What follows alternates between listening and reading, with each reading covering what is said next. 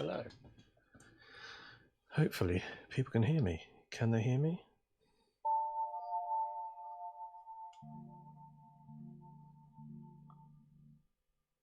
If you say something, let me say something to see hello, whether the chat works. Hello. No, nothing coming through on the chat.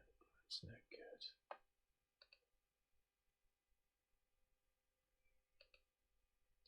Oh, chat is working. Okay. So if anybody wants to say anything, just say hello if you can hear me talking. Right. So I have here before me. Actually, I'll switch to me first. Probably a good idea.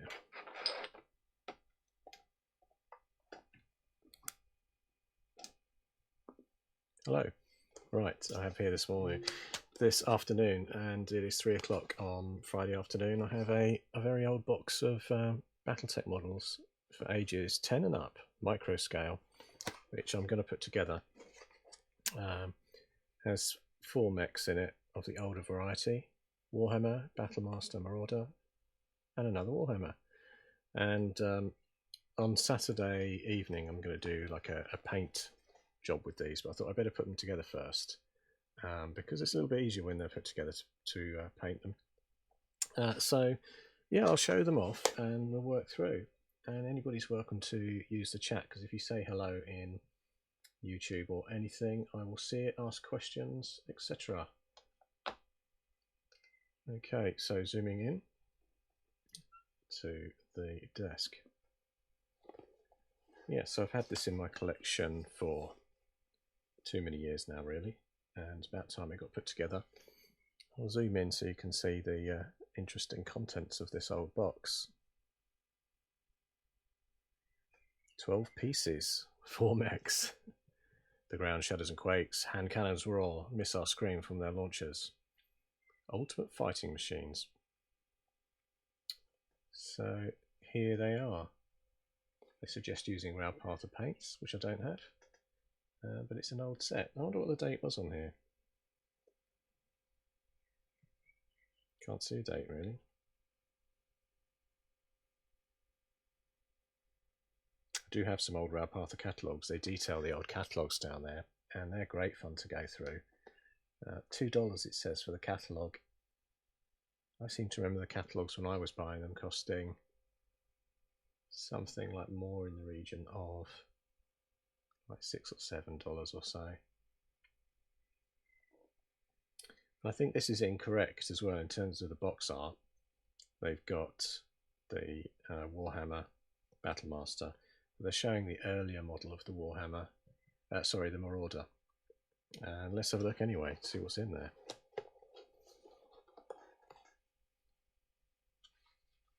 Seems a shame really to, shouldn't really ever get rid of this box, should I? But once they're painted, maybe maybe I should store it away somewhere. So there we have it. Warhammer. You can see scale-wise how much smaller the Warhammer is. And it has its kind of missile pods. Someone's scribbled on there. I bought these second hand, so someone obviously played with these and decided to put a T on the bottom of that one. Now I'm going to judge whether I can see bits of the Marauder coming out here.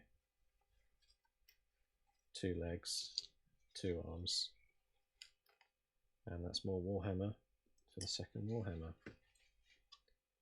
So what's on that little bit of paper in there too?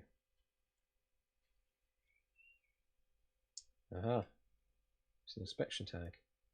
Bet they don't do that anymore.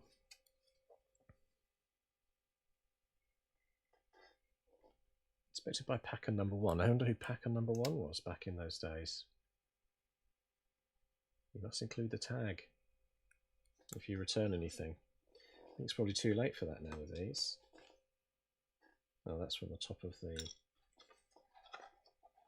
Marauder.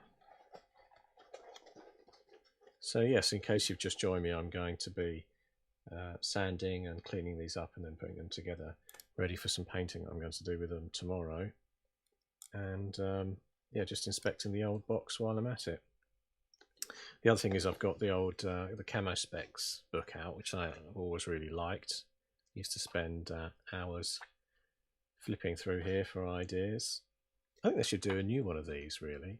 And like the old one, it would be nice if they did it without any miniatures in, so it was just art and schemes.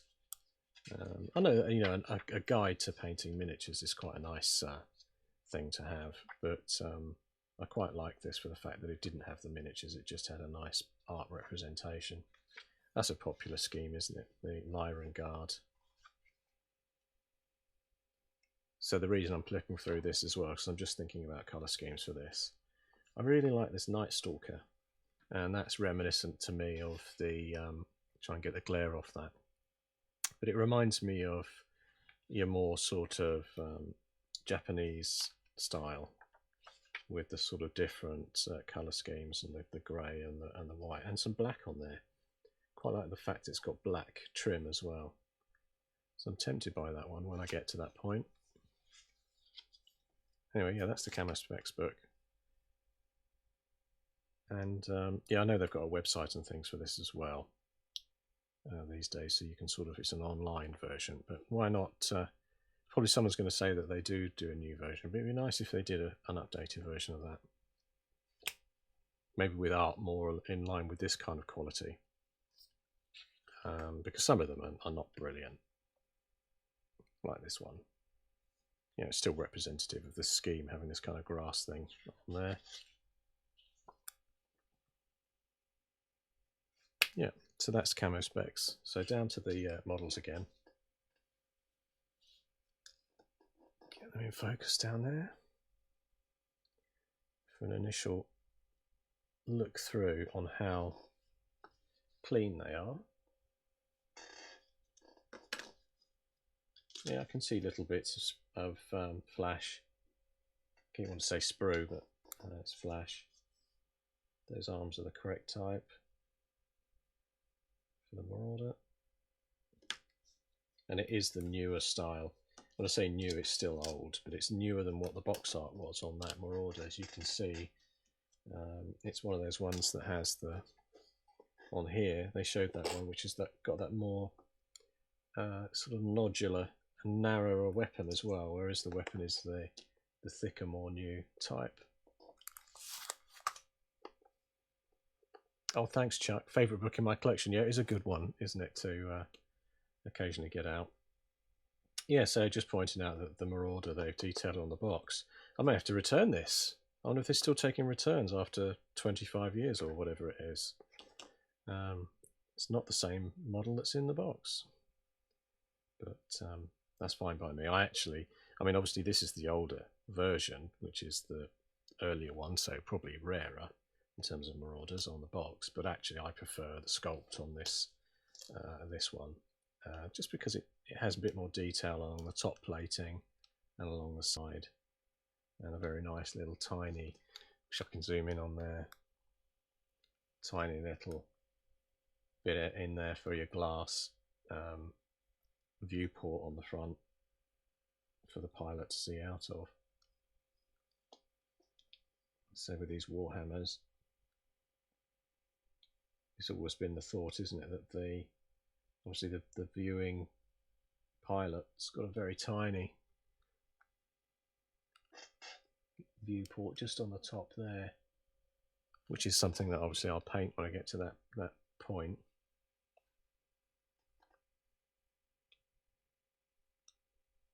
I mean, I like these for the fact that there was a period where mechs started to look very regimented, and by that I mean they didn't really have much of a pose, but at least an effort was made with these early ones that they look like a step is just about to be made. And on the Battlemaster there as well, which has a much larger canopy glass cockpit. You just see a nice difference in size there as well between those in terms of tonnage. But it still has a pose, doesn't it? It's still just about to enter into a walk. I mean, you can't really, I think you get a slightly different stance, don't you? These legs fit in. So what date has it got there? 1886. Now that was a fine year. No, that's 1990. Well, no, that's 1980. I'm going to have to zoom in on that to see. Yeah, I think that's 1980, isn't it? That's a little 8.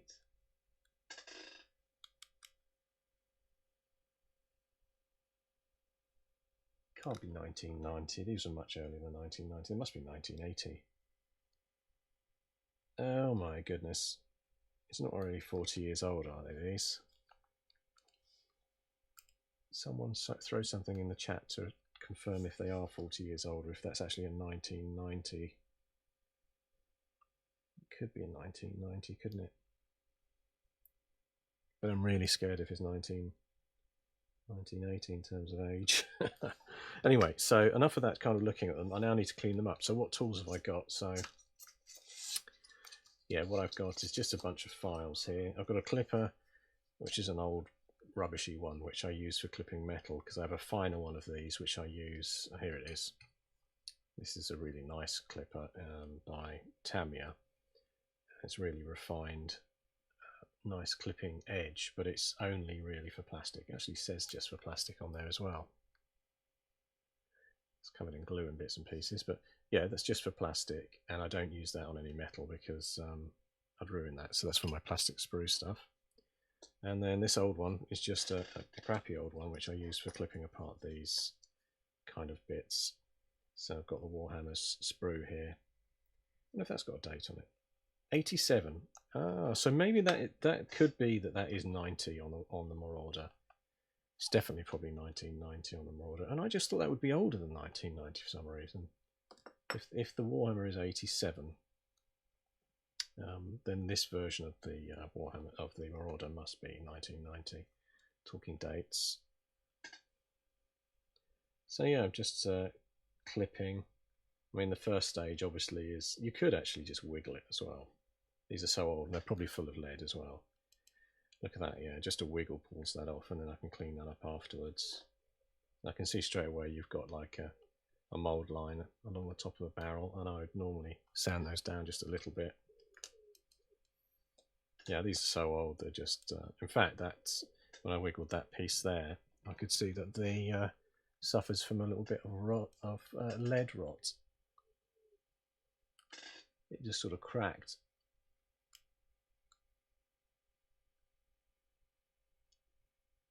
But yeah, it's coming apart nice and easy. So yeah, Warhammer arm, again, it's got like a seam line, mould line along there. So yeah, just getting the component parts into pieces as a first step, and then obviously clean them up. A couple of nodules on the top of that missile array. And this is a light, isn't it? Which is, it always interested me early in Battletech games. I used to think, why have a light? Obviously, yeah, important tactically to have a light to see where you're going at night and things in a mech, but at the same time, it's really big and just unusual to have such a large light on the side. I guess that's just when they were sculpting it back in the day. That's how they wanted to approach it. So, yep, some castaway bits of sprue there. Keep going with the other Warhammer bits and do the same. Just gently give it a little rock off there. I say, so tomorrow evening, that's Saturday, and that's the, is it the 4th tomorrow? I think it's the 4th. Well, that's come off easy. I'm going to try and attempt to paint these live as well. So there's a slight bend in that one. It's the sort of thing you could just, because I've done this for a few years of these sort of things, if I see something like that, I just apply pressure, just the right amount to squish it into more of a decent shape. Obviously being careful I'm not going too far with it.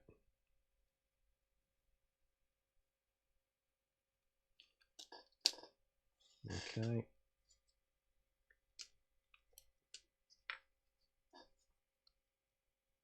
yeah, so I'm pulling them apart before I clean the individual pieces up, but yeah, pop all those there, pull the legs off all the Marauder. Someone's just commented on the thread on Facebook. I'd best have a look in case they're saying something like, I can't see it. Oh, old school, love it. Okay, it's William Missinger. Thank you very much for putting that comment on there. Big gamer geek Jason, yeah, big mech, big light. Yeah, indeed, yeah. It's funny though, isn't it, how big the light is? But it's, you know, it's cool. It's a retro model, isn't it? I mean, I'd like to be able to just name instantly other mechs that have big lights on them, but I can't remember. I mean, there is the geezer in all his glory with the shoulder mount light. Is that SRM? I think it's an SRM. I can't remember. SRM 6 maybe? Maybe that's why they did the 6 panels on the front. Warhammer. They're PPCs or are they large lasers? I can't remember. I think they're large lasers, aren't they? Someone can correct me again. Oh, Lost Tech right there. Yeah, this I found it yeah, whilst exploring out in Venezuela in the mountains. No, I can't remember where I bought it. I definitely think it was an eBay purchase, but would have been in, like, when eBay just started. I would have, you know, I've had it in my house. I've even moved house with this and never put it together. So I just thought, you know, why not finally do it since I've got a bit more time with the whole shutdown that we're in at the moment. So this looks a bit more interesting. It looks like I really should clip those out because they're going to be joining in with the top of the arm. So I shall do that. I may also zoom my whole lens in a bit more just so you can see what's going on and then get it in focus. PPCs, yeah, they are. They're PPCs, yeah. Yeah, it's the gunslinger that has the Gauss, isn't it? And then the Warhammer has the PPCs. I mean, it was a great mech. I used to really like playing a game with them. In fact, there's different stages to my Battletech playing, and the first few years really of Battletech on and off with friends very early in the, probably in the mid to later 80s, we just all played with the counters, and we didn't do a lot with models until probably the 90s, and I started to collect models. And what I found when I did that is I didn't always collect the ones that I used to play with a lot, that should have done really, but at the time. So I know I've got a Warhammer or two somewhere tucked away, but I don't have loads of them.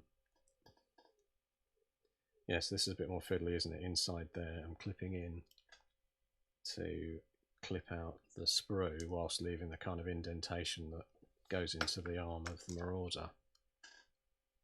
Because it's like a, the peg is sort of like a narrow strip almost that fits. You know, at the moment, trying to dry fit that on there, I can see that still the sprue bit is protruding and stopping that arm from attaching to that hull. And you can see again, I mentioned earlier that all these early models, which there was a phase later on, I think really also around the phase that the clan mechs came in, from a model perspective, they stopped giving things any kind of slight action pose.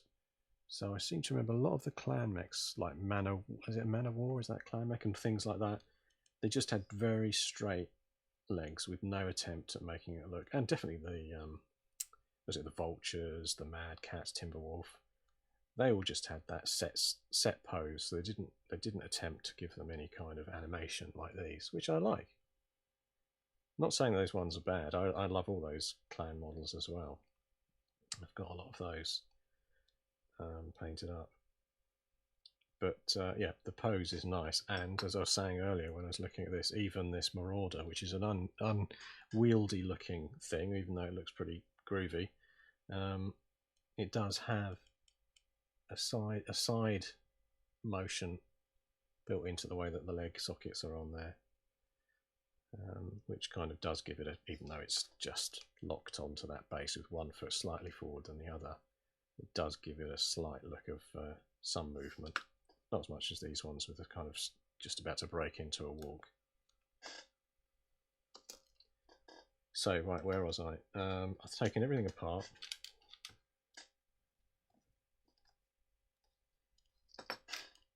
And I just started to clean up those legs, so why not continue on the legs while I'm at it?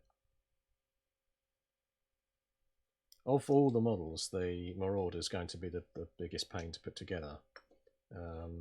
Just so, you know, just because you've got the separate legs from the base that have to go onto the hull, and it's just annoying. Plus the arms are quite heavy, aren't they, compared to the size of the connection. But I'll clean that up so that they can fit on there.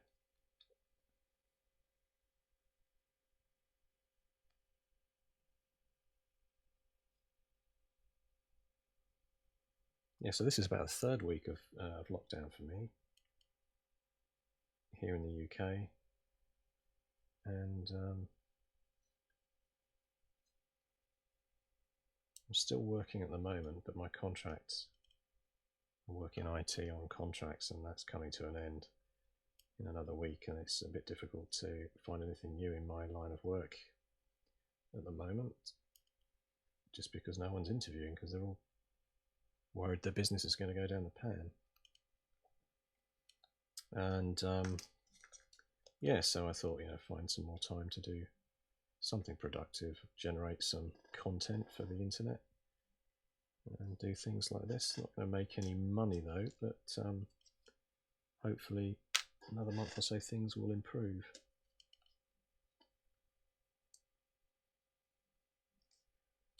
Yeah, how I work when I'm tidying up, you can see I just tend to sort of pick different bits up, do a little bit of cleanup, and then work my way back around again.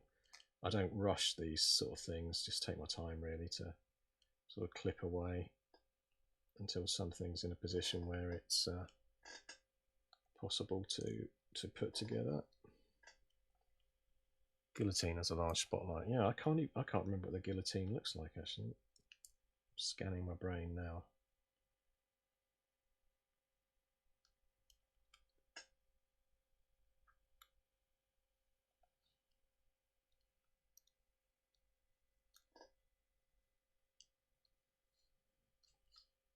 It's at this point on this arm socket that I could switch to using my scalpel to get in there, but just still sort of clipping away at it little bits at a time. Nice big bit of flash there. Yeah, and these models from back in the day, aren't they? So they also probably got a higher lead content. I know they put more tin in, don't they? I don't know what the blend is of the lead these days, but it probably has a warning somewhere. Can't see the typical warning that says this is not a top. Here we go. Yeah, product contains lead, should not be chewed, not suitable for kids under 10. Yeah, so yes, probably does have a little bit more lead. I know there's a lot more sort of tin, and kind of makes the metals a little bit harder and less yeah, they kind of have a ring to them. I remember, because obviously like most people watching, I've probably been into these games and models for a long time. I remember a time when models started to switch from the higher lead content into being more tin, and they tended to, you know, if you held a bunch of these together, they have that kind of lead feel to them. They don't rattle, but if you get a tin and more modern set together, they have a more of a pingy, tin-like sound, I guess, when you rub them together.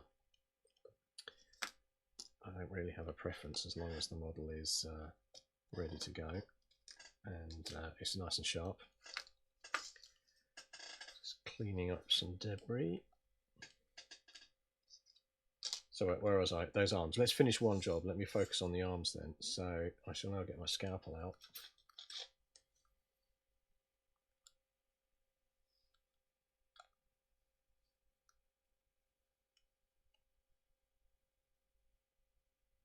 Yeah, again, these are very soft because of the lead content. always use these. They're called Swan Norton scalpels type 3. I've got a couple of these because you know how you lose these sort of things. And stainless steel, and they do the blades that you sort of pop off and replace. So I have a little pack of those blades sitting around.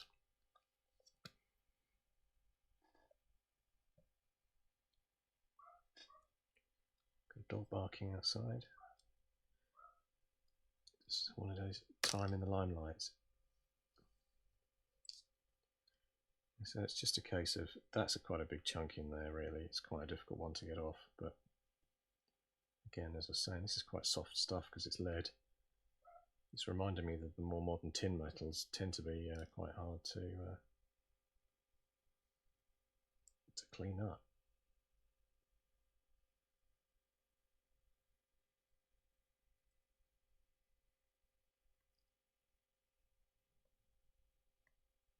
Yeah, but it's worth taking time. I mean, obviously I've been modelling for quite a few years, but I take my time with things really, just to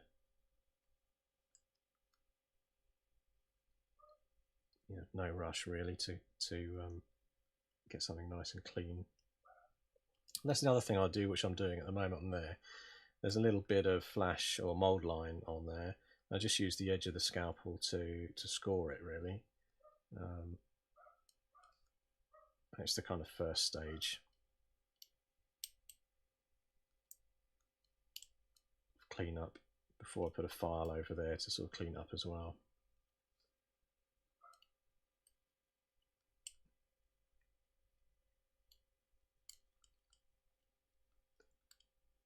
JS Idaho, thanks for putting a comment on there, that's appreciated. Yeah, they are unseen mechs, aren't they? That's the earlier models. Although interestingly, in this day and age, obviously you can, didn't they do a new version of Robotech or something, and nearly all the models came out in there, though they're a bit, I'm not sure if there's a bit bigger. That was a Kickstarter, wasn't it, that Robotech? I didn't go in on that, but I know a lot of people that did, and I'm quite pleased with the models. I don't know if it ever got to its sort of phase 2 or is a supported game.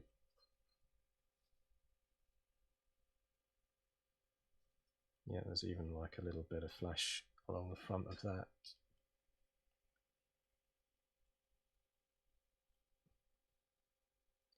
And I know Marauders, they are PPCs, aren't they? Oh no, hang on. Oh, are they heavy lasers? I can't remember. There's definitely like a small light laser or something there. I'm sure they're PPCs. Marauders were famous for PPCs, weren't they? Particle projection cannons.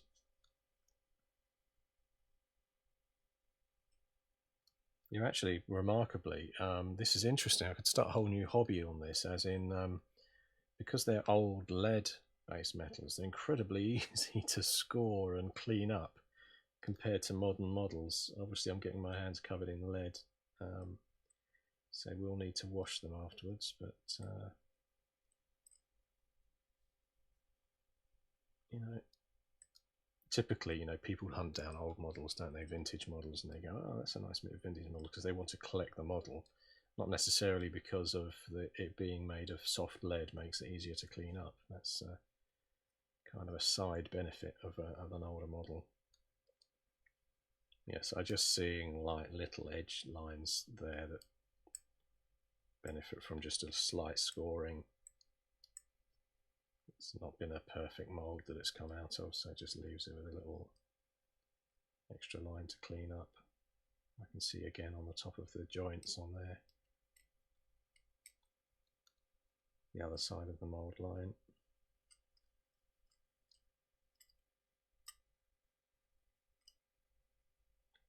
Feel like being a dentist or something, scoring off.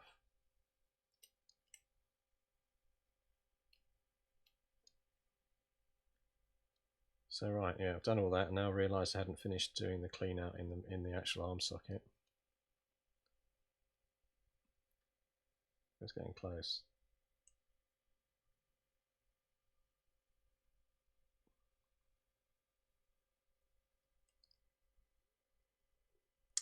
talking about lead, obviously I've got lead here. I used to have a friend who's an American friend that I work with. So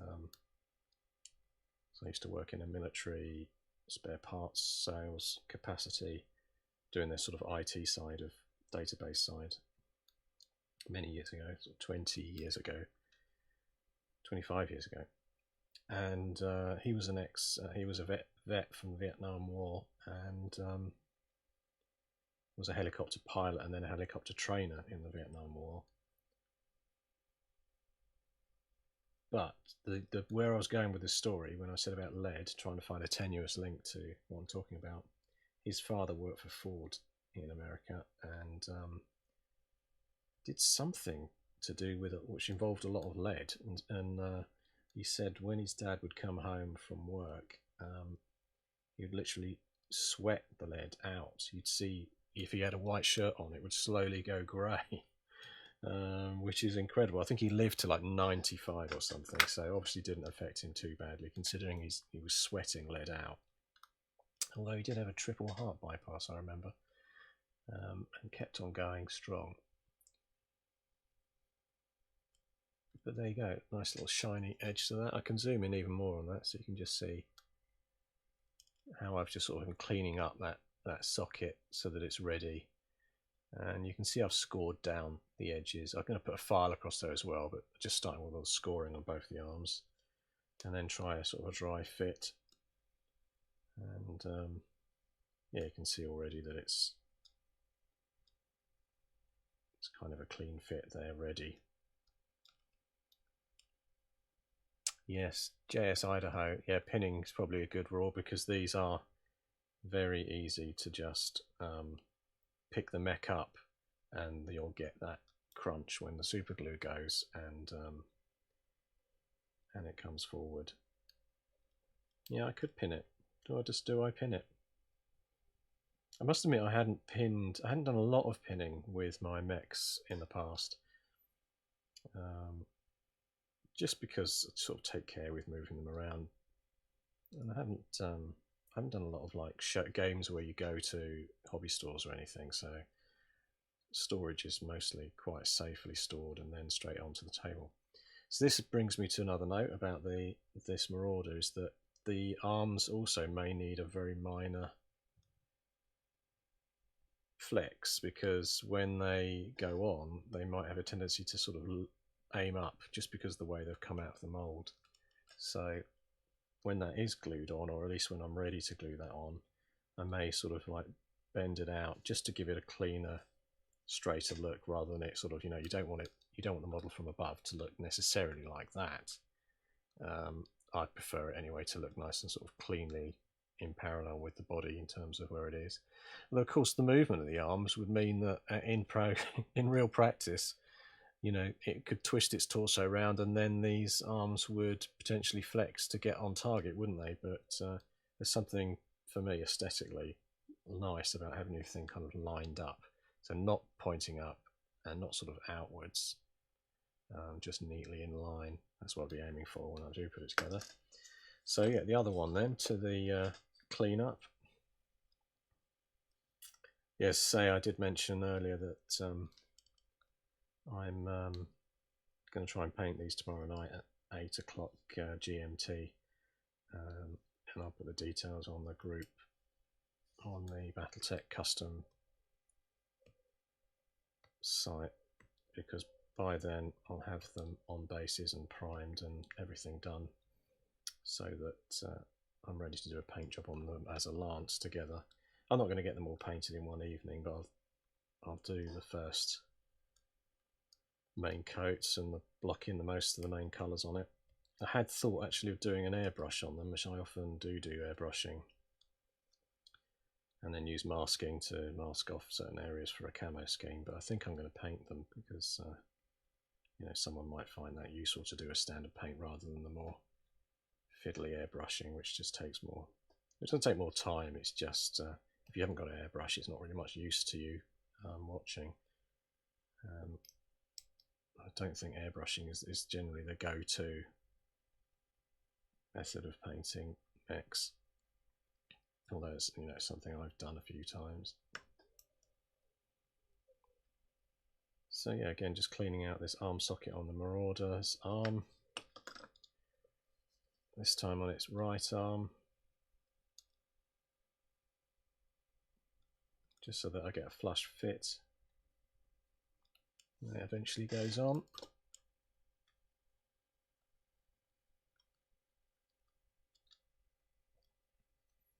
Yeah, and as JS Idaho mentioned there, I probably will. I'm now tempted to pin these. I'm looking for a little bit of wire, which I had sitting around earlier, to pin them, but I might do that later on rather than do the whole pin vice thing now. Right, so the rest of it, you can see again a little bit of mould line on the front of the PPC, I'm going to call it, because I can't remember if it's a heavy laser or a PPC. Obviously it depends on the variant.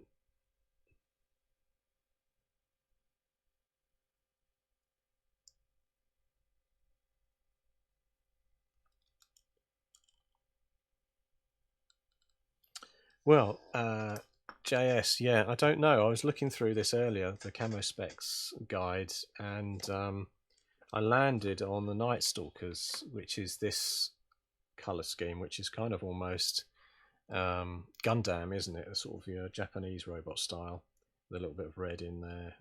I like the black in the toes. So I was really picking it not because of a particular house that I liked, but more just I hadn't ever done a Night Stalker scheme before with that blue and the grey, and particularly the black as well. Plus also it's in theme with this period of model as well, having the kind of bigger chunky legs and the big feet, so that I could pick up some black detailing around here to match it. You know, the same thing, like there's two grills on the front, they could go in the red. And then the same applies, pick out the different colours. I think the Battlemaster would look quite nice in that sort of blue and white scheme. Although it's tricky, I don't often do that Gundam look. I'm more of a camo. I'm more of a, where are we? There you go, sort of like this 11th Atrean Dragoons. Would that be Atrean or Atrean? Atrean. That's more my kind of, just do a kind of camo scheme. This is a bad one. I mean, not bad, but I mean, I don't know if I've ever seen, I know I have seen one or two good purple type schemes out there, but purple is a challenging colour to get right, to make it look, you know, substantial and not look like a kind of a bright toy or something. That's the Thunderbolt, isn't it? That there. I've got one of these older models as well. I like that with the longer weapon on there. I can't remember what weapon it has. Must be a heavy laser. What is a Thunderbolt? About 60 ton, is it? Can't remember. And then this is quite a nice sand desert camo. Stealthy tigers. Look at that old school drawing of a tiger behind there. Yeah, Dugram. How do you say Dugram? Dugram? That's the old school colours, isn't it? But I am tempted with this one. I think actually that I've got one of these. Is that Shadowhawk? Can't remember. I think I've got a model kit for this, like your kind of 1/44th scale model kit, and this is the kind of colours it came in. So yes, maybe Night Stalkers is the scheme for me then, just because it's going to be a bit of a challenge and different from doing a just a flat camo type scheme. Yep, so back to the PPC on the Marauder's arm and doing that kind of cleanup again there along the edge. Distracted myself there with the camo specs guide. Yeah, there's just mould line from the casting on here.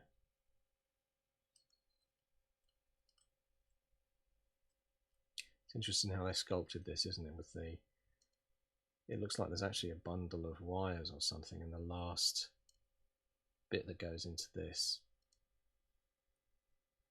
But I wonder what they used. I mean, that looks to me like a pellet from a pellet gun, because with the tail of the pellet gun squashed with some ribbing on it.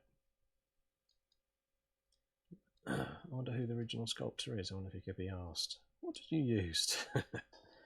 Did you really use a pellet gun? A pellet to do part of the arm on that Marauder?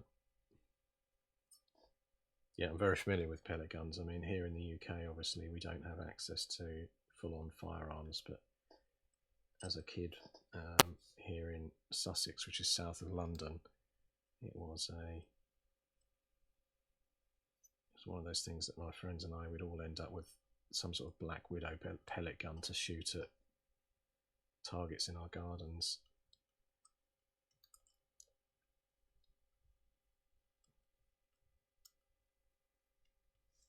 So yeah, I'm familiar with what pellets for pellet guns look like, and that just looked like a 40, you know, it looked like was it a 22 or is it the smaller size than that? The pellet has been used and squashed into the final point of the arm.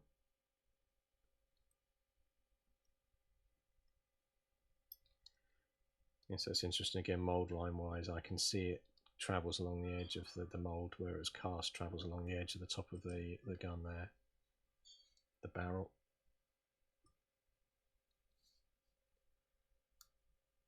So I will use a file along there as well, but just initially it's a case of just really gently cleaning off the mould and the flash.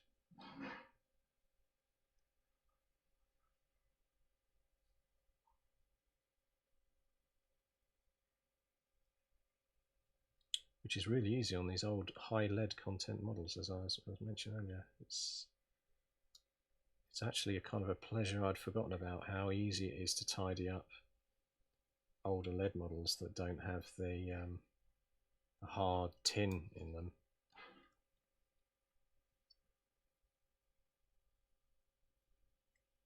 No one's ever going to see underneath there for that mould line, are they? But it's just, you know, nice to clean it up anyway.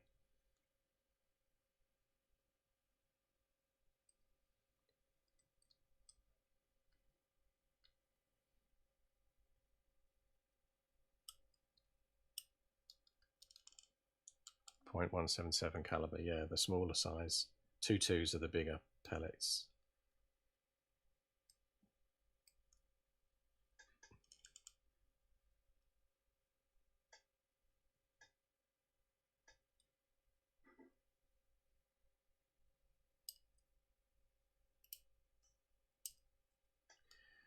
Yeah, so that's slow work, isn't it? It's not exactly exciting viewing, but you know, hopefully, if you're around to watch, or because it won't be, I mean, it'll be live when I do the stream of painting these tomorrow, but I'll also save the video, will be up on YouTube anyway.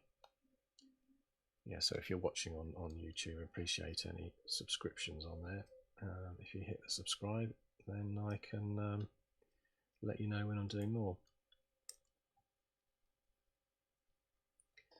Because I tend to do a mix. I do some live stuff like this where I'm just sort of obviously chatting away and cleaning something up or painting.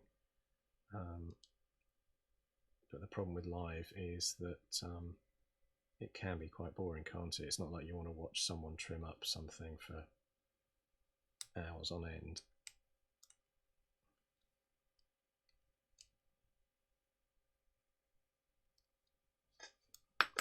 Right, so try and fit those again, and then maybe I'll say that's enough on the arms.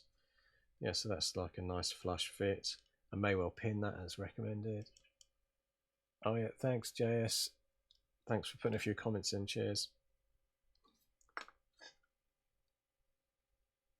And the other one's quite flush as well. So yeah, looking good.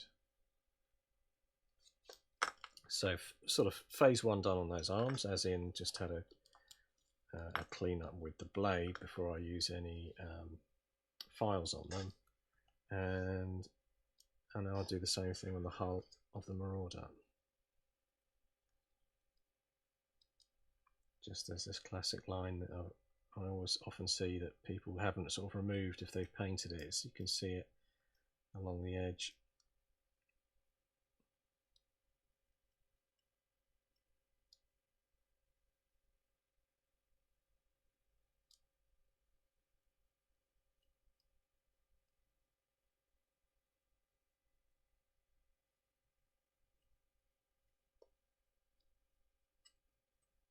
some very nice details down there. I'll show you those close up. They're really nice if you do a paint job that can bring out that detail and not flood the detail. There is some nice additional sort of paneling along the edge, plus this area here, which is a nice feature.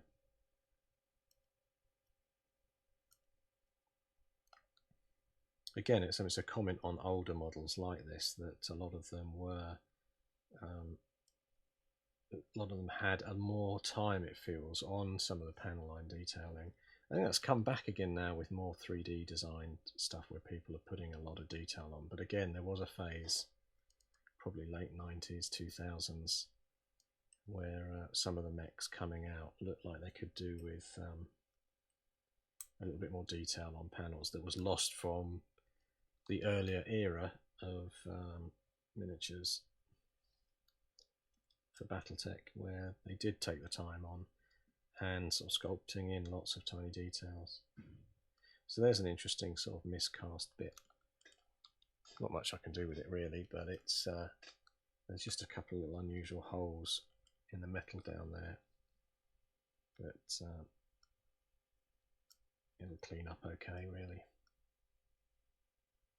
I could fill them with a bit of putty if I was really that bothered.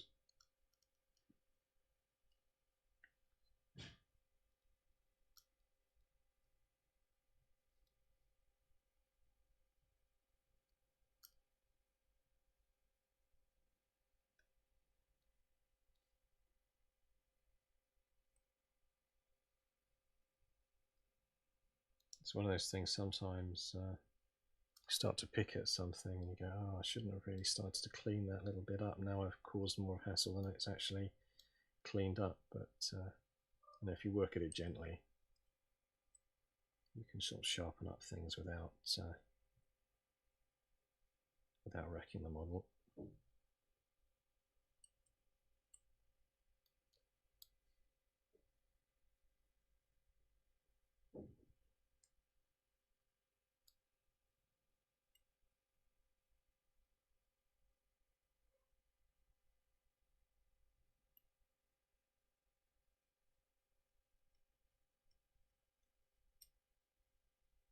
It's better than it was, but I can still see a little seam there. I am going to switch to one of my old trusty files, these flat ones.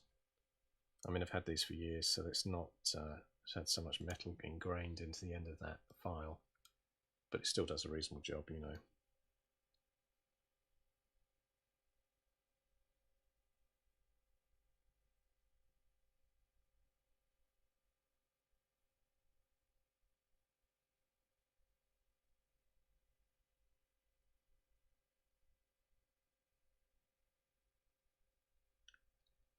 Yeah, so it's quite good for taking your mind off things, to spend some time on prep and things like this, what with all of the pain and suffering out there to do with the virus in different ways. Almost too much news coming down about it, so yeah, get off the news stream and on to some painting's quite good fun, or prep and then painting.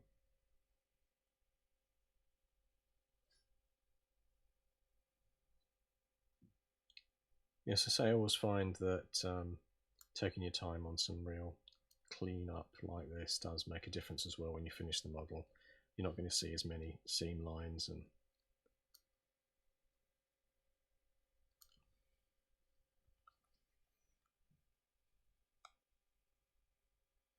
you see there, that side now where that had a mold line down there, that's now pretty much super cleaned. I mean, it looks scoured slightly by the file, but I could use a tiny bit of fine sandpaper that I've got later on to just sort of polish it out really, and because it's soft metal, it will polish out quite neatly as well. Not much I really want to do with the top. I do feel like I could sort of sharpen up a couple of edges there, but it's pretty clean and don't want to do too much on it.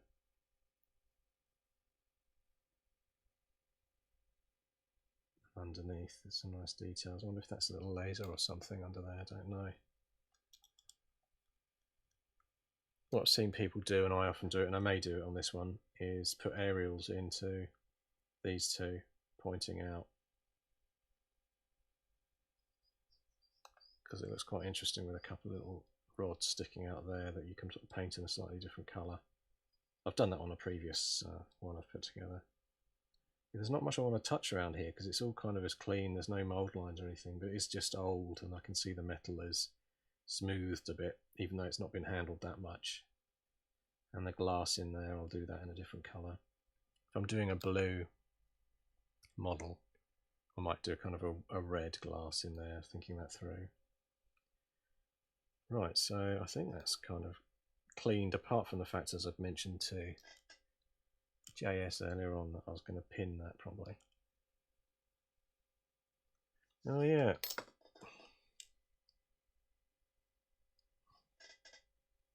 Just says Raupartha 1990. I was saying earlier, was it 1980 or 1990? It is 1990. Zoom in on that base. The only thing they've got there is it says rear, but then there is like a sculptor's mark there, an R. Unless they were going to write rear and then they put it in the wrong place. I wonder if that R is anything to do with the original sculptor. Yeah, thanks for that mention, Stuart. Here, this is 1987. There you go, RC. It's on this one as well, so that must be the sculptor's initials. So we've got RC on there, on the bottom of the Warhammer, on the Battle Master. I nearly forgot Battle Master. I can't actually see anything on there. Obviously Raupartha. Is that 1987? You can, yeah, that's 1987. Copyright 1987. And is that an initial? No, it's just a crack. Yeah, not sure I can see the sculptors on there. So that's interesting. So the person that did the Marauder, RC, is very likely to be the same person that did the Warhammer. And I never noticed before that they actually do write rear on there, so you do know where the rear is when you put that in the base. Does that actually fit in a base? Heads out to find some bases.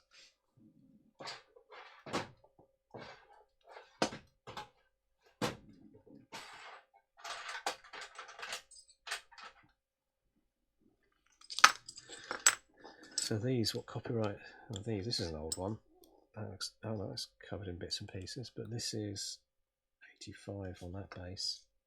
And they obviously redid it in 98. Seems fair to put the older model in that one. That fits in fine. Is it really any different profile wise? This is a shame. This 98 version, there's like a ridge. It doesn't follow all the way around, but clearly the mold has slipped in production. And the result is there's like a lip, which you can leave on, but it doesn't go all the way around. I'm always tempted to get my file on there and just hack away at that. And just seems like wasted time, doesn't it, for minor detail. But the older base, it had a really nice clean edge, and you can see the greyness of the lead in there, a couple of bits on that. But yes, so the rear is listed on the bottom of the Marauder's base and fits in like so neatly. I'm going to put it on this old base, and then the legs go in there.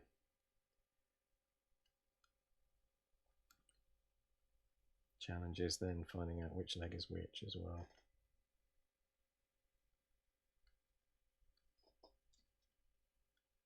Just remember, when you suddenly put these together, they sort of stack up so big. So there you go, an instant problem that I haven't done any of the cleanup on the top of the leg anyway. But yeah, it's going to be fun gluing it together when I get to that stage later this evening. But yeah. Or is that a left leg?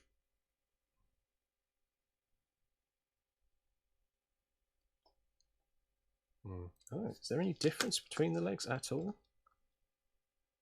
Yes. Yes. One sort of stretches down more and forward. So I put them over the top of each other. Yeah.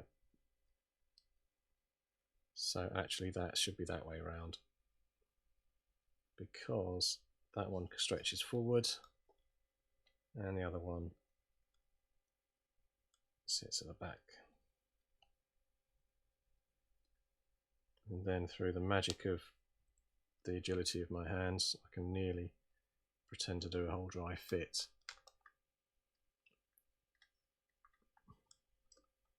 Yes, thanks, Ursus. Yes, yes, it does. Sorry, you probably commented 5 minutes ago and it's just taking its time to work its way through. But yeah, the angle of the legs is different when you put them next to each other. And I can see which one is sort of reaching forward versus the one that's sort of slightly back. Yes, I say I haven't finished cleanup yet, so yeah. Yeah, it's funny anyway, I was interested in these bases because I do always file my bases down to clean them up just because I like a really sharp trim. But I notice not everybody does that. And there's no harm in not doing it. I'm just very fussy about, if I'm spending a lot of time on a model, it's good to have a nice clean trim on the edge of the base as well. And these newer bases, which when I say newer, it's still 1998, seem to have a ridge around them, requiring slightly more tidy up. Anyway, where was I? Marauder. I've done the hull. I've done both the arms to a kind of a basic cleaned up state. I haven't done the legs. Let's do the legs. You say straight away I can see there's no way that's going to fit in the socket unless that's cleaned up.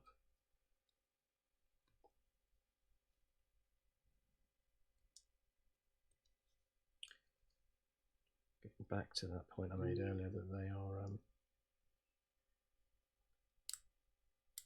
they're very soft metals, these earlier models, so it's very easy to clean them up.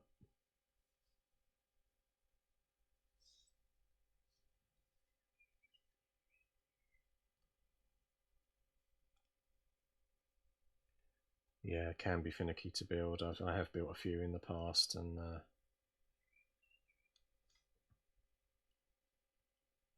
I remember, I mean, really interestingly, when I started modelling miniatures, and there were things like the early, you know, the pre-Slaughter Games Workshop, I had some troglodytes on those metal bases. But it's not that much long after that, in the 80s, that I went to, I was playing Battletech, and then late 80s I would have bought models for it. So some of my earliest, most clumsy attempts at building things would have been models like this, and sort of struggling with them back then. I just remember holding them and then somehow gluing them all at the same time and then holding the thing together in my hand for some sort of disastrous moment where my finger stuck on an arm and it all pulls off and collapses down in front of you. Yeah, so some models back from the early days, not that easy to put together. And actually some of the more newer ones are even more advanced, aren't they? I remember when they came out with the Marauder, at least in the, was it late 90s or early 2000s, and they did a remake of the Marauder, and it was really fussy. I don't even think I put one together.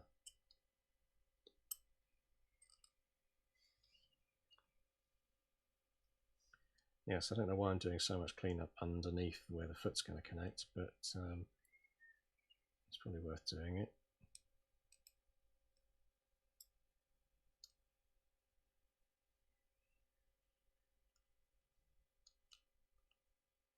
But anyway, straight down the back of that leg there's a mould line. It's quite a big, thick one. You know, I've over the years I've painted models, and sometimes I've not cared as much. You know, who cares really about some of the mould lines? You just get on with it, and the paint job kind of does enough to make it look good anyway. You're not going to see every single line, but it's still quite nice getting it done and organised. So what's that? Is that one of the jump jets probably on the back, isn't it? Yeah, because it's a jump jet mech, the Marauder. Which is another interesting thing. I remember even early on playing and thinking the Marauders looks like an ungainly thing.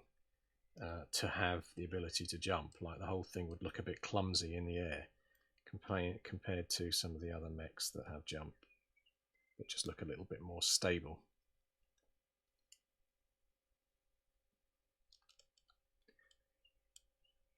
Yes, that's it. Project Phoenix, that was it, the Rescene Marauder. Yeah, that had so many little bits like separate feet tabs and everything. I've got one in a drawer. And I had another one, Daniel, who goes by the name of My Lord Corn, and he's on the Battletech Customs site. He put it together for me and painted it, I think. And it's never seen a game actually, because I liked it, but I didn't like it enough compared to the older models to. It was also probably towards the end of when I was playing Battletech on a regular basis. I had 2 or 3 friends locally, they played all the time, and just can't get them back into it now. They're mostly online gamers. Although I did press gang a friend of mine, Simon Moles, that sometimes frequents the group,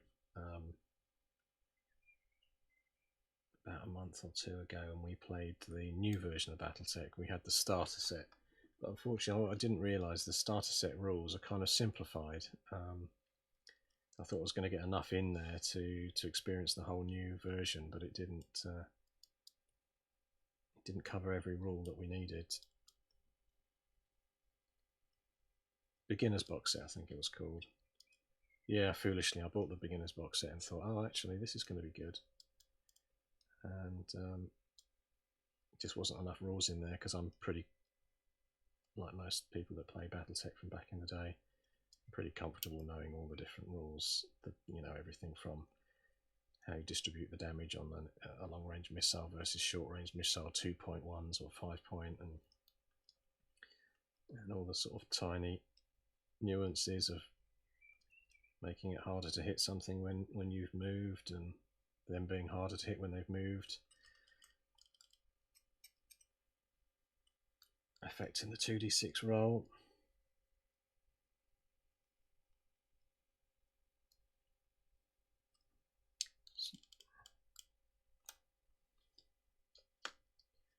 Yeah, the Warhammer. Oh yeah, the newer Warhammer. But yes, the older one, like this one. So you've just written a Warhammer that's made me instantly pick this one up. That's going to look nice, isn't it, when it's done?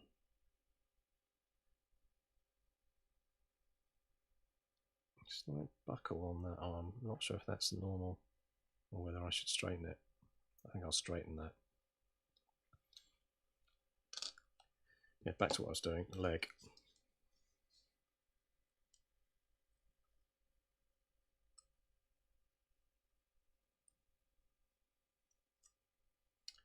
So I was wondering the other day whether it's worth doing like a whoosh, no, Zoom, not whoosh, a Zoom or a Skype thing on the group, the Battletech Customs Facebook group, and doing it as a kind of a joint. Who wants to join in? I'll set up a conference thing if anybody's got a webcam or even just audio. So I could have a mix of people on audio, people on webcams doing painting, and then just chat away as a group while we paint, really, or clean up models or whatever anybody's doing, ask questions.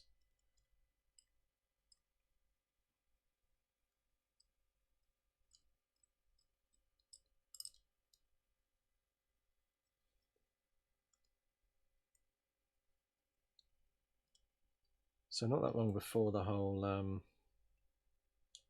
shutdown, well, it was it was the end of last year, I bought a new terrain mat for Battletech. And since I've got it near me, I'm going to pick it up just to sort of show it, really.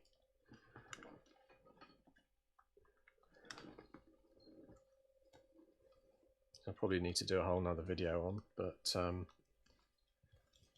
here it is. And I can't even remember where I bought it from, but I bought it from America. I imported it to the UK, paid the import duty, but it's a felt mat. It doesn't have the logo or anything underneath it, unfortunately, to remind me of where I bought it from. Hurst Hots Arts, Hots Mats, is that the name? Maybe it's Hots Mats, I don't know. But I bought it with larger than normal hexes because I have some of that click terrain, you know, that terrain that comes in like a toy Mage Knight, is it, or Mage something or other, and that terrain tile fits. The hexes are this size rather than the smaller size, which were the original Battletech hexes. I'm trying to work out how big an original Battletech hex is by putting it on here. 30mm. Yeah, so these are 30mm to the point on the hex, and these must be 33 or 35 or something on this size, and that means I can lay on those mage, whatever they're called, terrain tiles that have all the hexes, and you can just drop them straight onto here. So you don't need as much of the stuff because you've already got the hexes on the base. So yeah, shame there's now a lockdown because obviously can't invite my friend around to give this mat a try, which arrived end of last year, sort of Christmas present for myself. I've got the, as I said, I got the new oh yeah, Discord. That would be a good idea for the chat. I wonder if they have video. Oh yeah, well, at least for the voice. Or if I use Zoom, it's like free to invite people, and I can do video, and anybody can turn their webcam on in there and chat away about mechs and stuff. Yep. So yeah, there's my whole table again. Just sort of show my setup here when it zooms back out. Get back onto the cleanup again.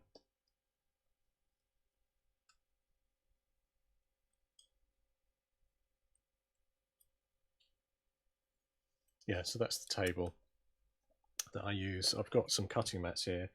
What I tend to do is I've got a steel sheet underneath it. It gets a bit rusty actually, it's not stainless, it's just a very thin steel sheet.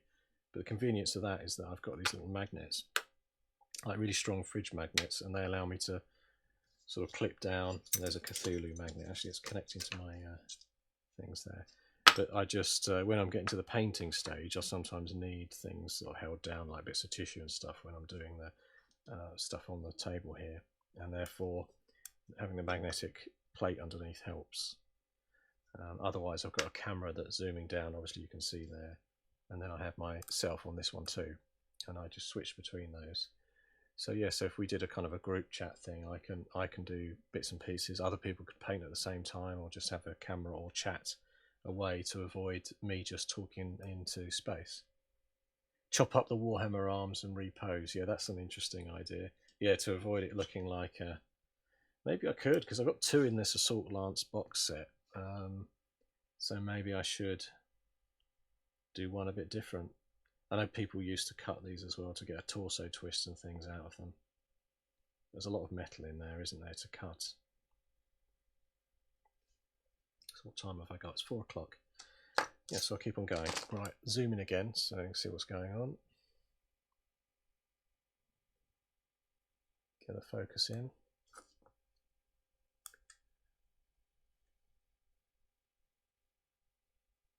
So you can see the work I've done so far on those arms. They're sort of reasonably cleaned up. The hull's cleaned up. Enough for me anyway. Although, like I said, I will put a very fine sandpaper over those bits where I got the mould line off the side there.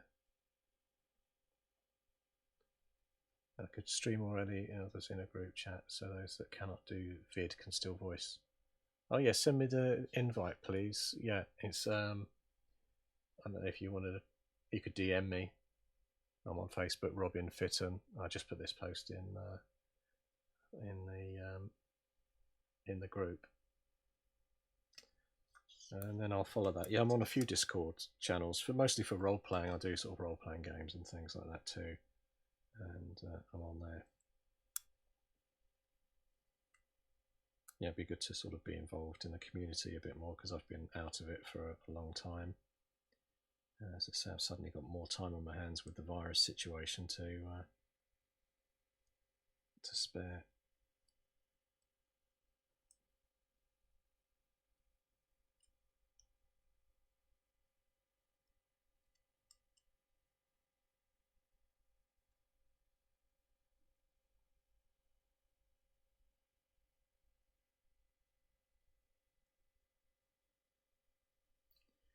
Let's see how much I have to hack off of that leg socket thing.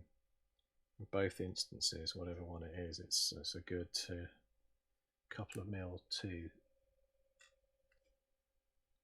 You know, I can't remember which leg it is, but either way, it needs the same amount of trim off the top. I think it's this one. But it needs the same amount trimmed off the top. Yeah, how do you do that? If you do it with this, you can end up taking too much, but never mind, I'm going to go for it.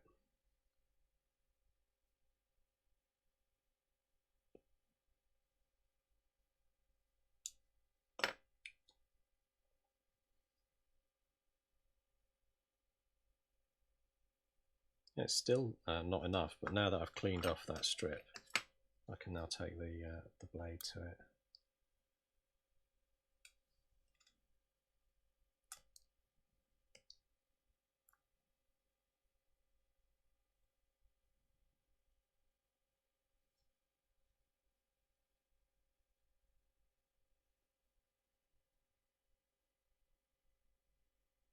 It's nearly there.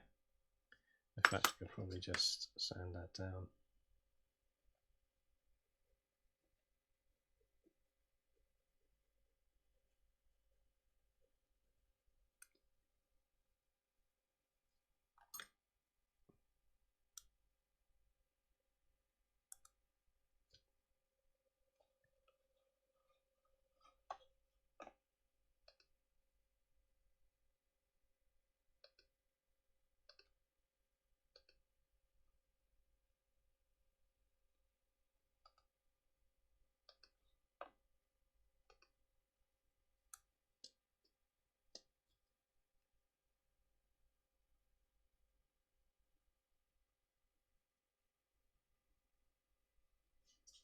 Let's just check this out again.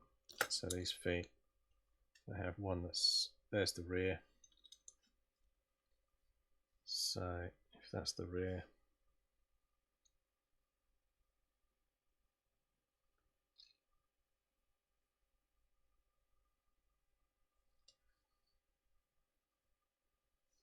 yeah, that's the taller of the two legs. And this one's reaching further forward to match the front angle. It's starting to come together. Oh yeah, thanks for the Discord link. Yeah, let me know. I can't see it at the moment. I just looked on Facebook Messenger.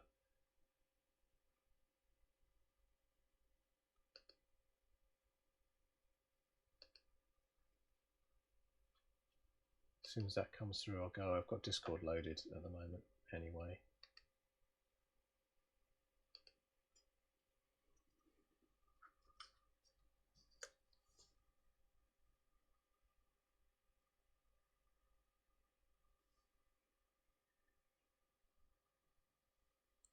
Yeah, lots of cleanup on a Marauder, isn't there, generally speaking, on one of these old Marauders? There's so much going on.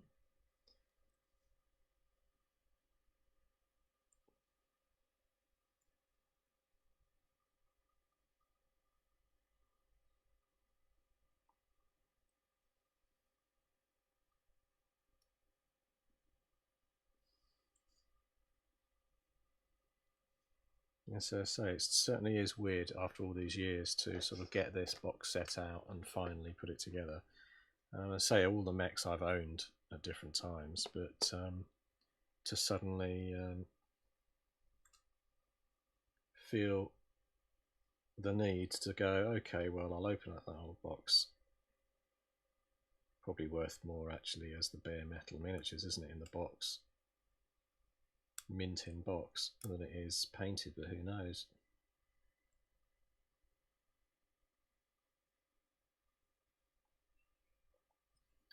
So does anybody know if the brand new version of Battletech, if you can easily get the stat sheets and the profiles for these older models? I mean, even though they might be, they're obviously updated spec-wise potentially.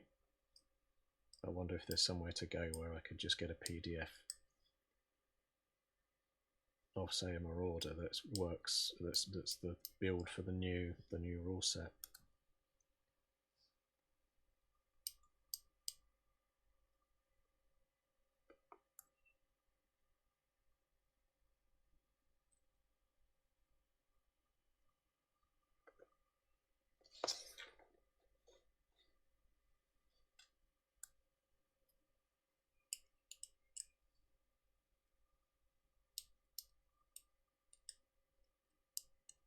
only so much scouring you can do when you need to suddenly get to a file on some of these sections because they just doesn't clean up.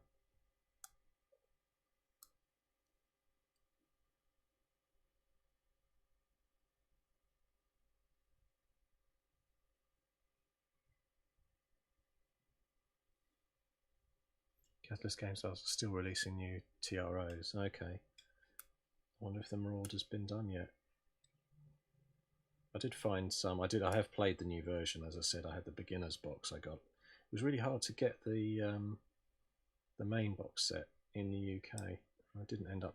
I don't think I ended up buying it. I think I got the book. Oh no, I got the book to Alpha Strike, but not the new Battletech yet. Just the beginner's box, which came with 2 sort of plastic mechs in there. They look quite good actually. They won't need much cleanup.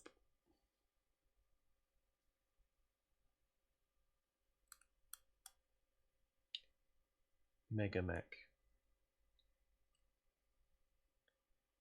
What's Mega Mech then? Is that another set of rules that someone's done that's like Battletech?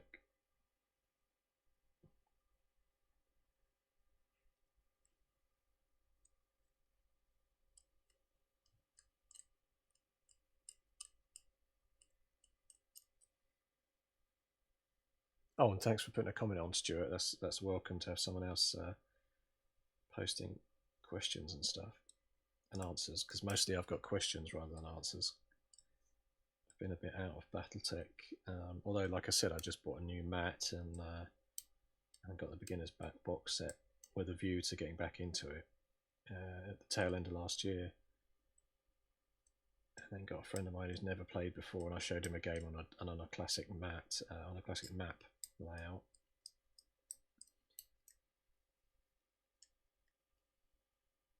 Wow, I'm taking my time on this, but no, it's worth doing, you know. It's another one of these legs that's not going to fit, so it needs trimming.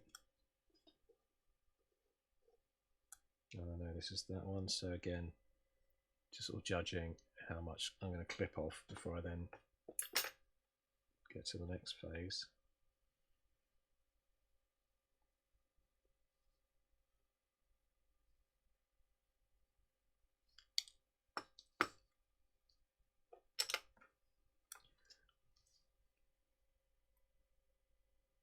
Oh, open source, I see. A bit like, there was another one like that, wasn't there?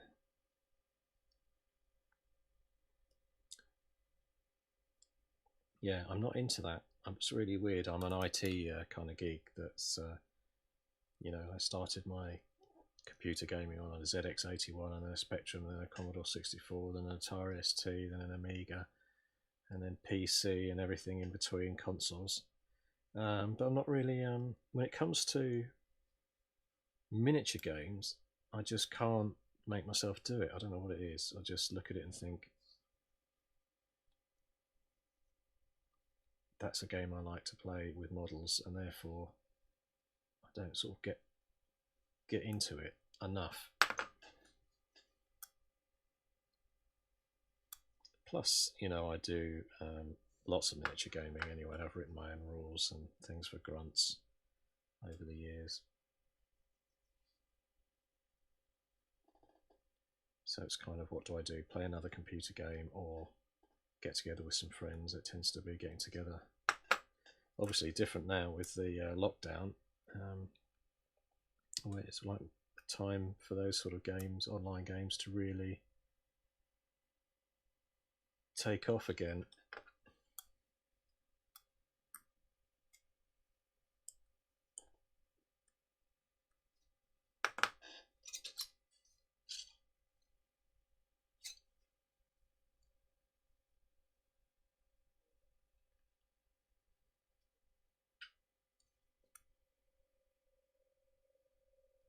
Oh yeah, the chat does filter URLs, but the sheets .flex.net is very good for record sheets. Oh, thanks, Stuart. Sheets.flex.net. I'll have a look at that one.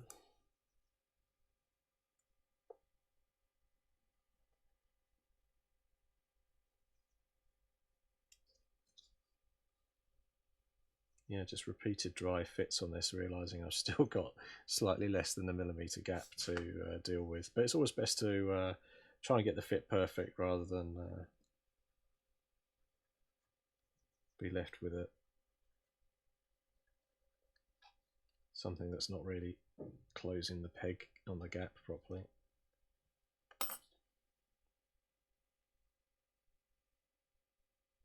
I think that's all it will do, actually.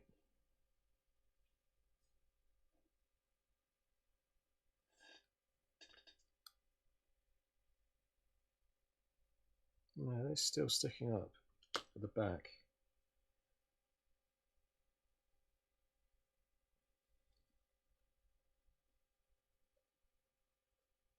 Vassal.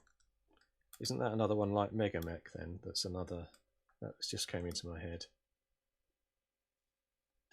I wonder if they're similar. I remember people playing those back in the day. I used to be on the Lords of the Battlefield website. There was a guy on that Lords of the Battlefield website that had the handle, the German aircraft manufacturer, Fokker. I think it was also a character's name, wasn't it, in one of these mangas? Fokker 07, I remember his handle was, but I've no idea if he's still into Battletech or not. But we used to chat on the LOTB, Lords of the Battlefield website. That's it, that's fitted now. So go back to the sort of standard cleanup on there.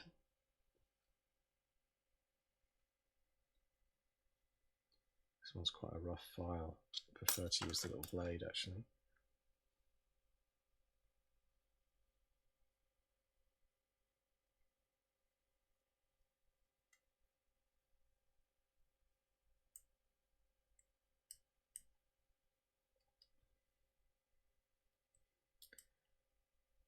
So I saw in a group that's like a hobby painting group.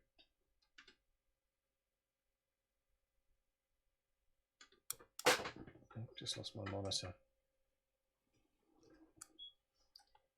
Yeah, it's like a hobby paint group, and I noticed that they did a virtual game online. It's like a Western game, 28mm models, and the guy did it with like a phone and a camera. And I had thought about that as well for Battletech, laying everything out ready, and then me doing the moves and letting people roll dice and things online. Again, it probably seems like a lot of hassle, but it's something I think I prefer to do to playing, you know, just an online game version of Battletech, to support sort of continuing playing the miniatures game while you're locked down. Just need to find some people that are keen enough to give it a try, because I've got all of the ability to sort of move between cameras and put some models out and things.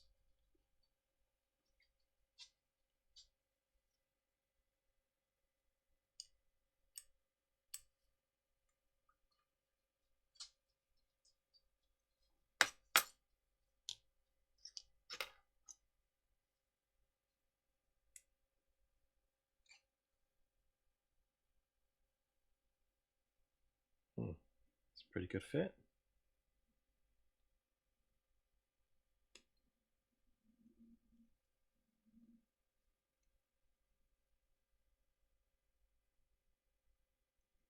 It does feel like it needs trimming off.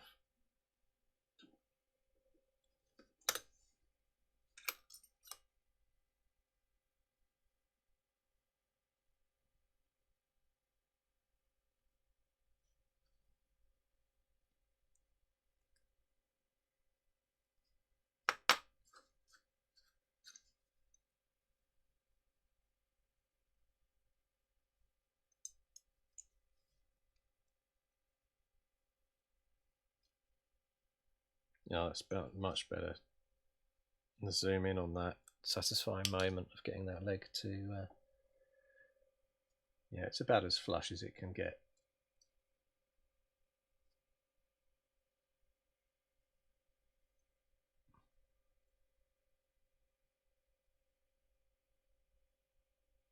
Okay, so Battletech, so Mega Mech is more puts all the logic in, and Vassal's just more like playing on a map and moving your models around like normal. So there's less rules in it, but you interpret that as you play, kind of thing. Now that makes sense.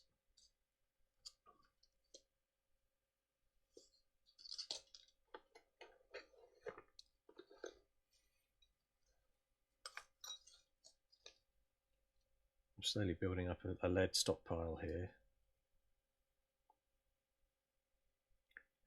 So yeah, I'm very interested to see, obviously very keen that miniature hobby companies can keep going through the lockdown, and I'm sure lots of people are supporting them by buying models and thinking, I know I'll buy a few models to paint up while I'm in lockdown mode. And we had our big show in the UK Salute cancelled, which is at the XL Centre in centre of London. Obviously, because of the lockdown, it was due at the end of April, so that won't happen till next year. And obviously, the other thing is that XL Centre has become our big hospital in the UK as well. So there was no way that was going to be ever going to happen really as an event in April. And now the venue is a mega hospital, emergency built. But yeah, so I spoke to a friend of mine, Brigade Models, Tony, who runs Brigade in the UK. They do 6mm. They do some good stuff, good terrain for Battletech, actually. But he said he's doing quite well, really, considering that Salute was, potentially sort of 3 or 4 weeks worth of sales normally get done in one day at the Salute show, which is our biggest show.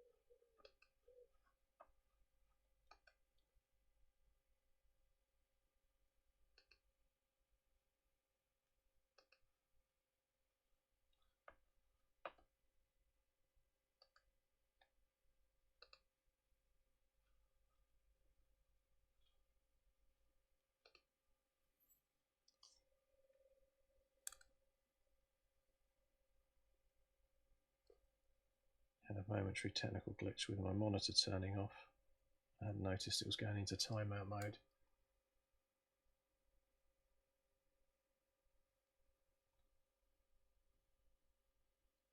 Yeah, so as I was saying, I was talking about the fact that the business trade, at least my limited sort of connections with some people that are in this kind of market, with Brigade Miniatures, McGrain Models in the UK, and obviously they, as I said, they do 6mm, some nice 6mm stuff, and some great buildings that work for Battletech. But he's doing okay considering the lockdown has just started. He's getting a reasonable amount of orders in, but not really matching what would have happened with a big game show like Salute convention. So that's been missed by everybody, I think, in the miniature business gaming and miniature gaming industry in the UK. But let's hope people are able to get back into normal trades and business again when things clear up. I just don't know how long that will take.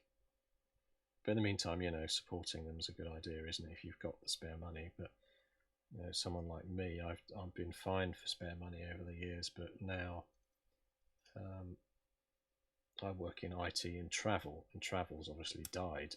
So the business I was working for is just mothballing completely. They've shed loads of staff, including me. So it's a tough time. In the next few weeks, the money will start to need to be just provisioned for food and stuff like that rather than models.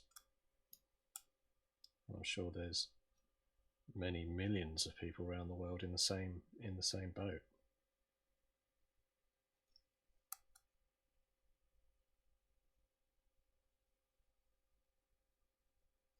Right, so that's cleaned up, but I'm going to need to put a fine grade sandpaper over the leg just to sort of clean up the fact that it's got a slight grain, but it wouldn't really even be noticeable, but it's worth putting a bit of sandpaper over there.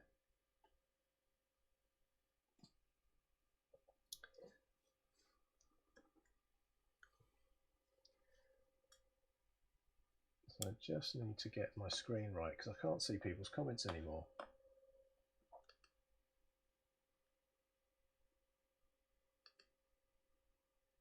That's better. Send me the Battlemaster. I'll gladly work on it. There he is, Battlemaster. I say I do have one of these. He's got a heart carved into his arm. No, it's just a V. Just a V. But yeah, I have one of these painted up somewhere, but I can see it's got quite a lot of trim that needs doing. I say yes, if you're watching Ursus, tomorrow in the late afternoon I'm doing I was going to paint these up. So that's why I'm cleaning them up today, to get them ready for basing and then ready for painting. Right, I think I've done all those. So I've done the Marauder hull, leg 1, leg 2, and the 2 arms. Oh, the weapon, where's that gone? That was a classic. If you ever bought one of those back in the day on eBay, someone would say, yeah, I've got a Marauder, haven't got the gun on the top. Or they'd sell one pre-painted and it would be missing the gun, or they would have put something else on it because the main gun would have gone missing at some point, fallen off during an old game.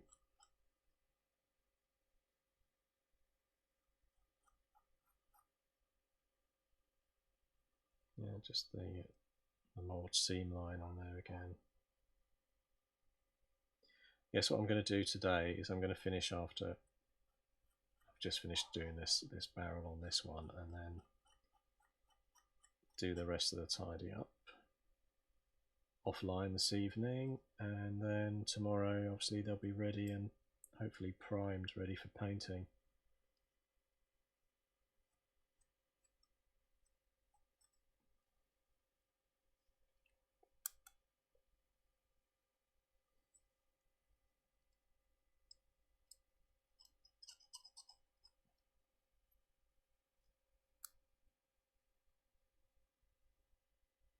Are you a good painter then, Ursus? Are you?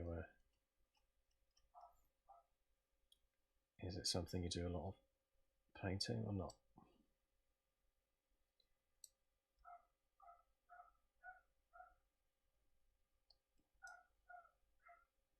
Dog's barking. Someone else's dog, not my dog.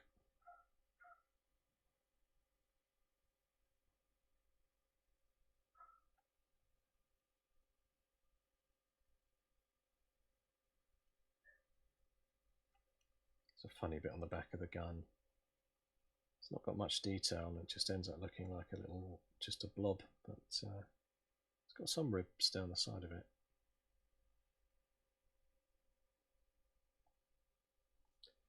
So that straight away with a barrel like that, I would I'll do a little tiny bit with the pin vise in there. Doesn't need to be a lot, just sort of cleans up.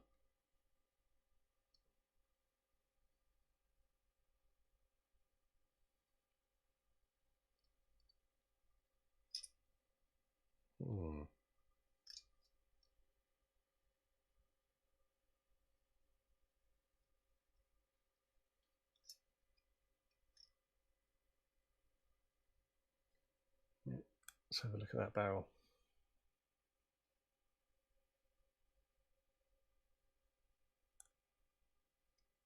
It's pretty clean. It's got a slight bend to it, I think. The whole thing just needs a little bit of pressure in another direction, not much.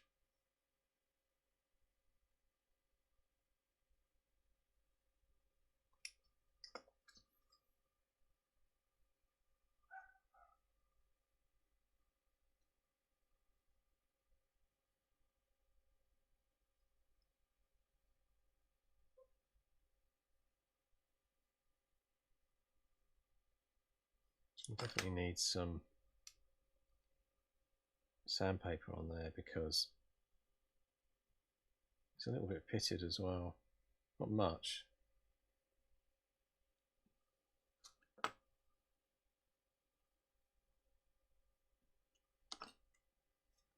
Let's see if the peg needs to be cut down at all, or whether it will just fit neat. No, the peg needs to be cut down.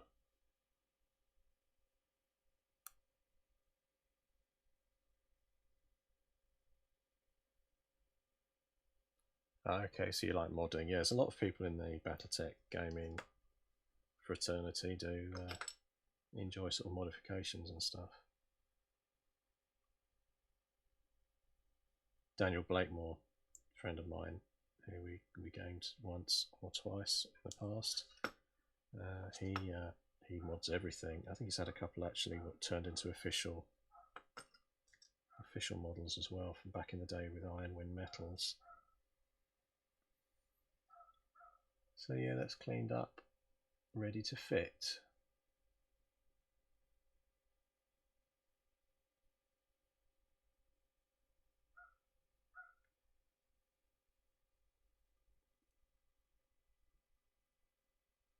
Okay. So that's one model, all of the parts sort of cleaned up, just needs gluing together, and I'll probably pin the arms. I've got some pinning wire, haven't got it to hand, so I'm not going to do that right now. But everything's fitting really nice and flush on a dry fit there. And I've got the old style metal base as well, which I'm going to use for it, and I can see some bits to clean off there on the base. Tiniest of weird lead nodules.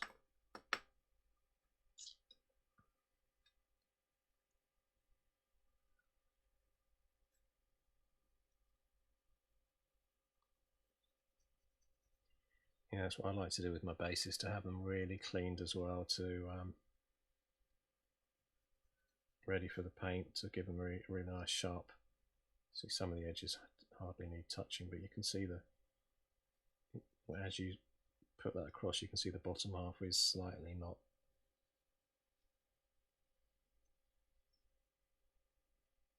as clean. But it is a bit of a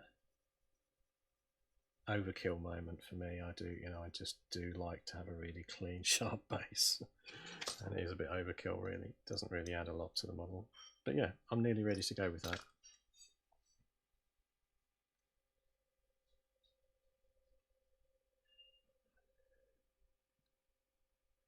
Well, Ursus, with the file, it does two things, because this is really soft metal as well.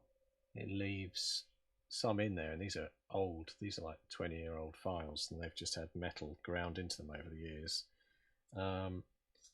So it's probably doing two things. It's probably with the lead spreading them a bit, as in spreading some metal across there as well as filing it off. But it does leave that grain on there that you can see. So it's nice and quick. I'm getting in focus. Going the wrong way. There it is. But it leaves that score mark. Now that scoring kind of goes away when you paint anyway. But if you use a fine sandpaper, which again I didn't get out in time, but I've got some sheets somewhere. But I've got this really fine grade sandpaper. Why don't I try and find it while I'm at it?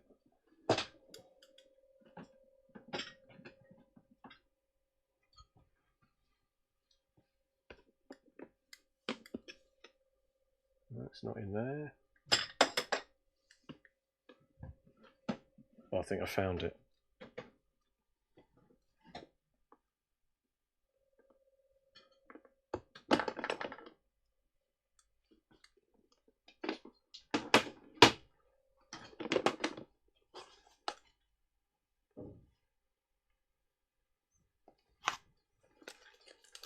Well, these are my decals, but I thought I had, which I will need some decals. No, I thought I had sandpaper in these decals as well.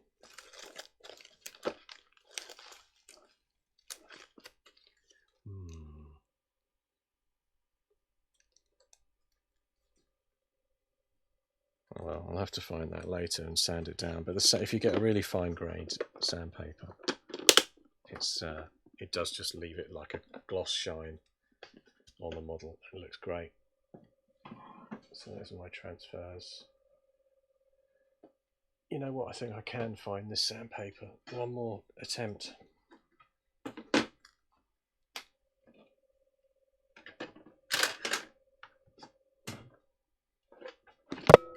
Aha! Sandpaper.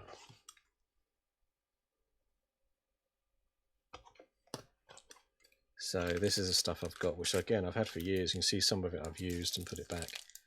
It's Tamiya, and they use it on the modelling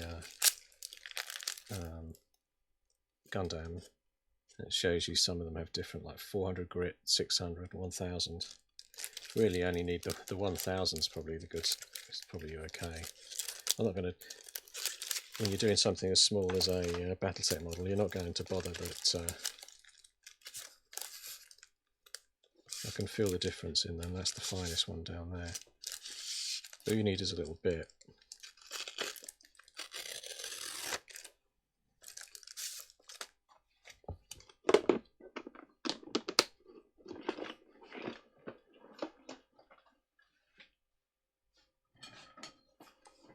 Get myself back in my seat again. Now I've got the sandpaper. Here it is. You can see it's got a really... I've got 2 sheets of it. Ah, are they the same? Yeah, they're the same grade. But yeah, so if I find a bit that... There you go, that glossy bit on the bottom there that I was doing. Shiny. And show you the before and after. Dun dun dun. So I can get really close. And you can just see the grain left behind. And the files are just nice and quick as well. You've got really good control of a file to keep it flat. That's the other thing that you don't have with a paper.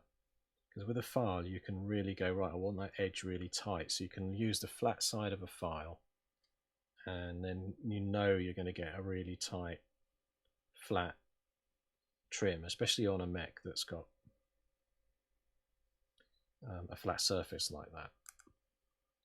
But you can see it then leaves that scratching on there. Again, as I said, I think most of the time when you prime, that goes away. But the perfectionist would use some of this 1000 grade and then really gently, because I'm not using it to, it's just to polish it, it's not using it to sand, abrade away anything apart from a very fine polish.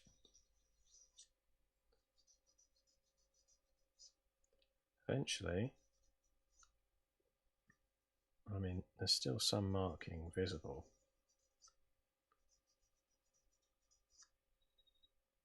But it's really got rid of the scuffing to the point where you'd never notice it at all on a, see that scuffing's gone. It's by no means perfect, but it's good enough for a primer to go on there, and you wouldn't see a single one of those sort of scratches. It feels really smooth to the touch as well. And you can see it's left behind a dirty lead stain. But yeah, that's the stuff I should really use now to sort of just go, you know, find a spot that I'd cleaned up earlier and just really work along there.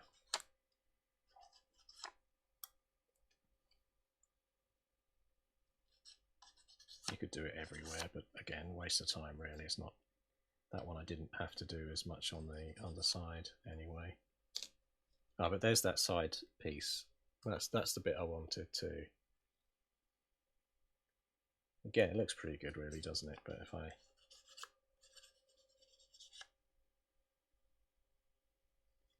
just gets rid of any sign of it being sort of abraded by the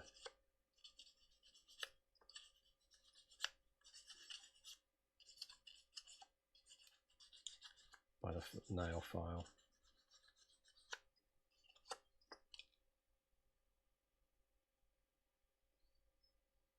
You could even see you can do mirrors nearly. Yeah, gloves. I was saying a story earlier. That friend of mine that was a American Vietnam War vet, and his father worked for Ford in America in a factory, and used to sweat lead out of his body. But look, I've got lead there. You know, how old am I now? Nearly 50. So I think I could probably cope with a certain amount of lead, but it's not. It's probably not wise, is it? I'll wash my hands very thoroughly. Yeah, I thought sandpaper's useful, but really only this fine grade. So Tamiya do it. If you search on Amazon or eBay or anywhere, Tamiya 1000 grit. They do it in those packs where they do it at 400, 600, and 1000.